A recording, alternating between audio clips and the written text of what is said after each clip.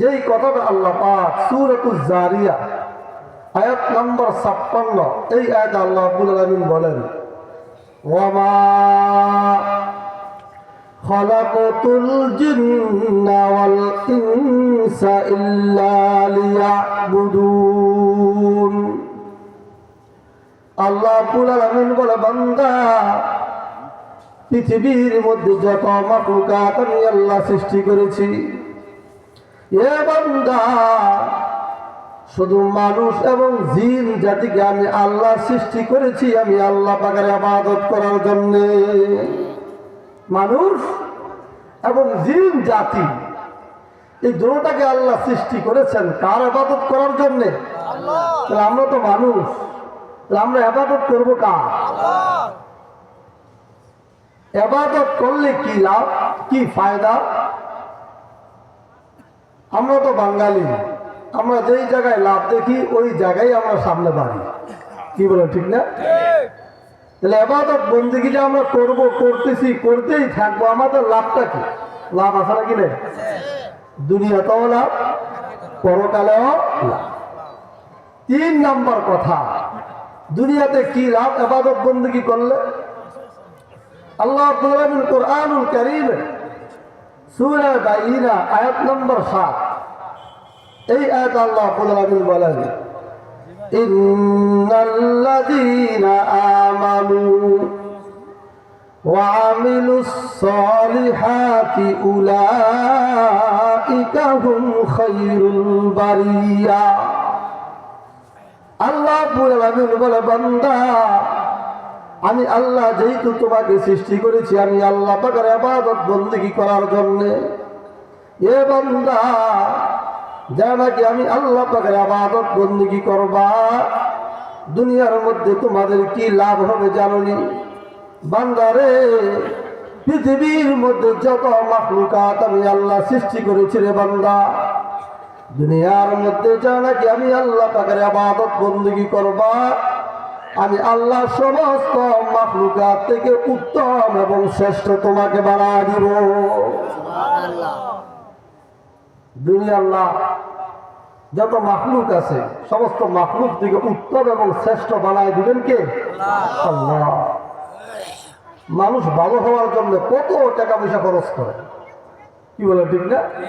মানুষ শ্রেষ্ঠ হওয়ার জন্য, নাম্বার 1 হওয়ার জন্য হাজার হাজার টাকা, লক্ষ লক্ষ টাকা, কোটি কোটি টাকা খরচ করতে রাজি। কি বলে ঠিক কিনা?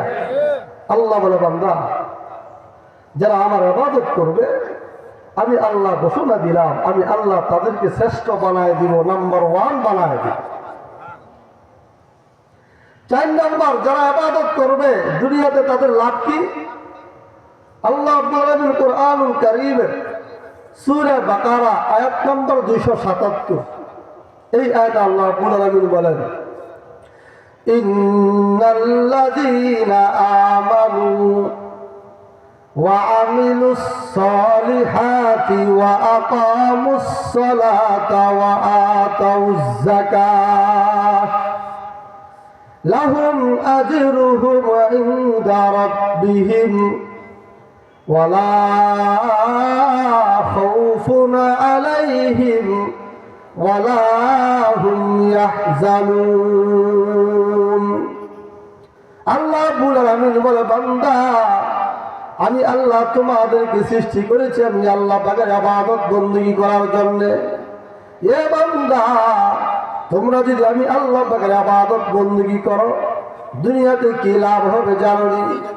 আল্লাহ রাব্বুল আলামিন বলে বান্দা যারা নাকি আমি আল্লাহ পাকের ইবাদত বন্দেগী করবা, যারা নামাজ আদায় করবা, যাকাত আদায় করবা, বান্দারে আমি আল্লাহ ঘোষণা দিলাম যত ধরনের ভয় এবং পেরেশানি থাকবে রে বান্দা এই ইবাদতের উসিলায় সমস্ত ভয় এবং পেরেশানি আমি আল্লাহ তোমার থেকে দূর করে দিব।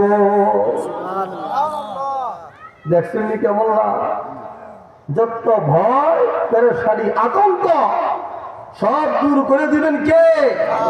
মাধ্যমটা কি? ইবাদত। মাধ্যম কি? ইবাদত। মানুষ দেখবেন ভয় আতঙ্ক দূর করার জন্য কত কৌশল অবলম্বন করে, কি বলে ঠিক না? অমুকে অমুক দেশ ছেড়ে চলে যায়, অমুকে বর্ডারে থাকে, অমুকে এমন জায়গায় থাকে কেউ তার খবর জানে না, আছে নাকি না? আবার ঘর থেকে অনেকে বের হইলে অনেক লোক লস্কর নিয়ে বের হয়, না জানি তার কোনো কে কোন ক্ষতি করে ফেলে, আতঙ্ক হয়। আল্লাহ বলে বান্দা ইবাদত করো, আমি আল্লাহ এই সমস্ত ভয় এবং পেরেশানি আমি আল্লাহ সব দূর করে দিই। তো দুনিয়ার লাভ শুনলাম দুইটা, পরকালের লাভ কি? 5 নম্বর কথা, পরকালের লাভ আল্লাহ বলেন কুরআনুল কারীমের সূরা বাকারা আয়াত নম্বর 25। এই আয়াত আল্লাহ বলেন ওয়াবাশশিরিল্লাযীনা আমানু ওয়া আমিলুস সলিহাতি আন্না লাহুম জান্নাহ। আল্লাহ রাব্বুল আলামিন বলেন, ও পয়গম্বর, আপনি জানায় দেন, আপনি সুসংবাদ দিয়া দেন। ও পয়গম্বর, আমার বান্দাদের মধ্যে থেকে যারা নাকি আমি আল্লাহ পাকের ইবাদত বন্দেগী করবে, আমলে সালেহ করবে, নেক কাজ করবে, ভালো কাজ করবে, ও পয়গম্বর, আপনি তাদেরকে সুসংবাদ জানায় দেন, আমি আল্লাহ তাদেরকে জান্নাতের সুসংবাদ দিয়ে দিলাম। কিসের সুসংবাদ? দুনিয়াতে লাভ, পরকালেও কি করলে? কথা কয় না, কি করলে? ইবাদত বন্দেগী করলে। 6 নম্বর কথা, আল্লাহ রাব্বুল আলামিন বলে বান্দা এই জায়গাতে শুধু জান্নাতের সুসংবাদ দিয়েছে, আর অন্য জায়গায় আল্লাহ বলে বান্দা যারা আমি আল্লাহ পাকের ইবাদত করবা, আমি আল্লাহ তাদেরকে জান্নাতুল ফেরদাউসের অধিবাসী বানাই। সূরা কাহাফ আয়াত নম্বর 107।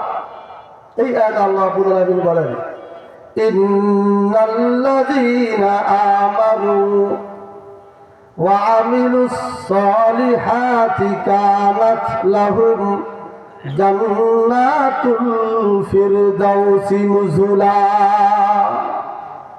আল্লাহ রাব্বুল আলামিন বলে বান্দা আমি আল্লাহ মানুষকে সৃষ্টি করেছি আমি আল্লাহ পাকের ইবাদত বন্দেগী করার জন্য।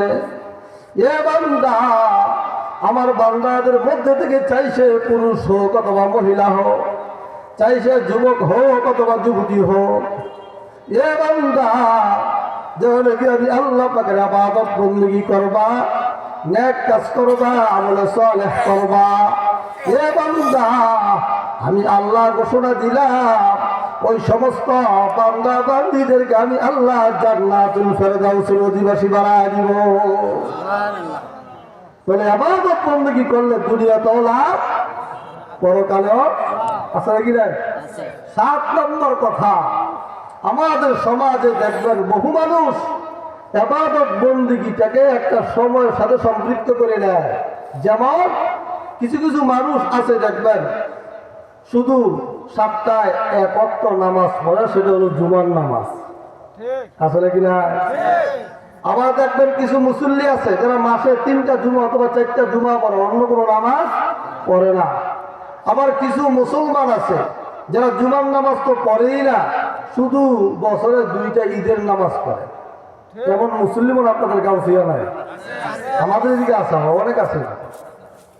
আবার কিছু মুসল্লি দেখবেন জুমা পড়ে না, ওয়াক্তিয়া নামাজ পড়ে না, ঈদের নামাজ পড়ে না, কিন্তু শবে বরাত শবে কদর আসলে তাদের কারণে মসজিদে গিয়ে মুসল্লিরও জায়গা হয় না।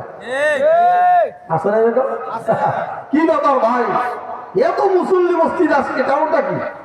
হুজুর সারা বছর ইবাদত বন্দেগী করি না, আজকে সারা রাত্র জেগে ইবাদত বন্দেগী করে পুরা বছরের ইবাদত বন্দেগীর কাজা কাফারা করে ফেলে।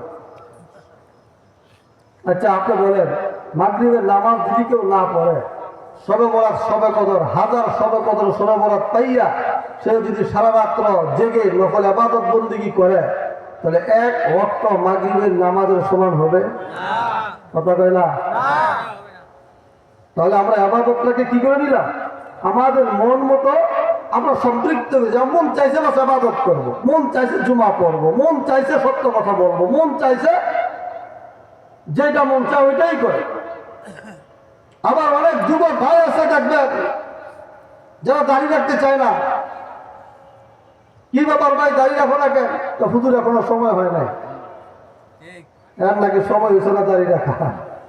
তো কখন সময় হলো? হুজুর বিবাহ শাদী করে নেই, তারপর কি করবো? দাড়ি রাখ। ভালো কথা, বিবাহ শাদী করছে, দাড়ি রাখছে, এখন নামাজ পড়ে না। কি ব্যাপার? নামাজ পড়ো না কেন হুজুর? এত ওয়াজ করলে চলবো? বিবাহ শাদী করছি, একটু ঘোরাফেরা করবো, ছেলে মেয়ে হবে, একটু মুরব্বী হবো, তারপর নামাজ ধরবো না। নামাজ বলে হ্যাঁ ধরবো।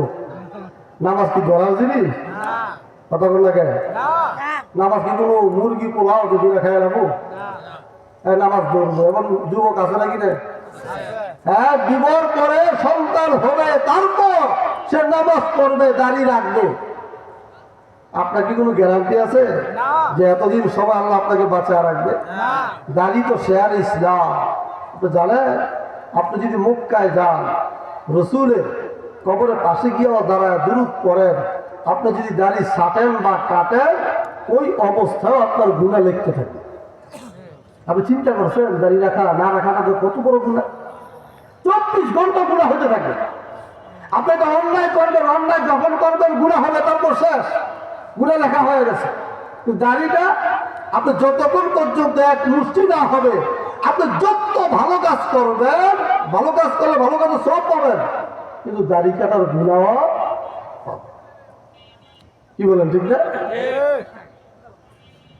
অথচ আল্লাহ রাব্বুল আলামিন বলে, বান্দা তুমি যখন বালেগা হবা, সাবালিকা হবা, তারপর থেকে মৃত্যুর আগ পর্যন্ত আমি আল্লাহ পাকের ইবাদত করতে।